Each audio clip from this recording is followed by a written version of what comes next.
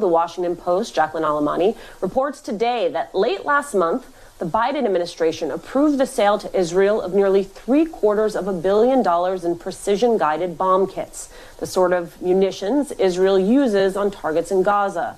And the timing of that sale has Democrats on Capitol Hill asking some very hard questions tonight. Joining us to discuss that arms deal and a lot of other big political news in Washington this week, Jackie Alamani, the Washington Post congressional correspondent, and political White House correspondent Eugene Daniels. Good to see you both. Jackie, you had the scoop this morning on the $735 million Boeing deal to ship these bomb kits to Israel.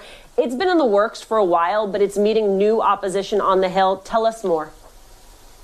Yeah, thanks so much for having me, Alicia. We actually, as we speak right now, Chairman Greg Meeks of the House Foreign Affairs Committee called an emergency meeting with House Democrats to discuss the report that we published this morning of the sale of $735 million in precision-guided bombs that the Biden administration approved earlier this May.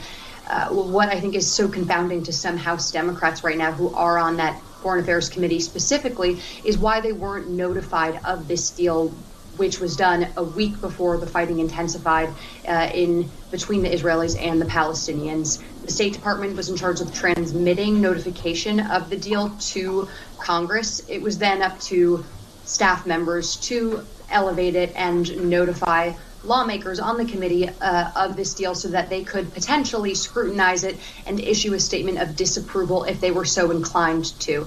But now that window that procedurally allows lawmakers to potentially contest or put a hold on these massive munitions deal has passed for them, and so Democrats are facing. I apologize. That's my puppy banging on the door behind me. Has surpassed them, and so now lawmakers are scrambling to figure out how exactly they're going to get the Biden administration and put pressure on the administration to put a hold on this deal, or potentially have strings attached. Use it as leverage to force Israel and Palestinians to come to a ceasefire.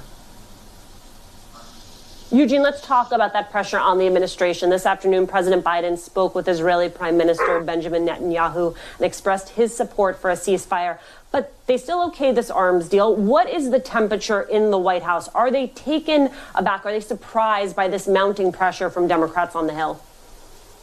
No, I don't think they're surprised by it, but it does seem like they're having a hard time kind of dealing with it, because it's something that Biden is dealing with that no other president in our lifetime has had to deal with when it comes to this issue on Israel and Palestine, is that his party is much more likely to be on the side of, Palestine, or at the very least, Israel's not all that great. Like, that is where the Democratic Party has been over the last few years. It's really changed the conversation in the Democratic Party, whereas the stance that right now the Biden administration is really putting forth is one that, you could have heard President Obama say, you could have heard President Clinton say, which is almost entirely pro-Israel. That is a conversation where he's almost out of lockstep with the rest of his party. And for the most part in this administration, I've been surprised that he's kind of been able to keep the progressives happy for a lot of the time on all of the issues. But this is one in which he's going to continue to have a problem in that case, because what they want to see, other than just saying, we want a two-state solution, it's all these other aspects of the conversation that progressives want him to have that it doesn't seem like they're ready to have at the White House just yet, publicly at least.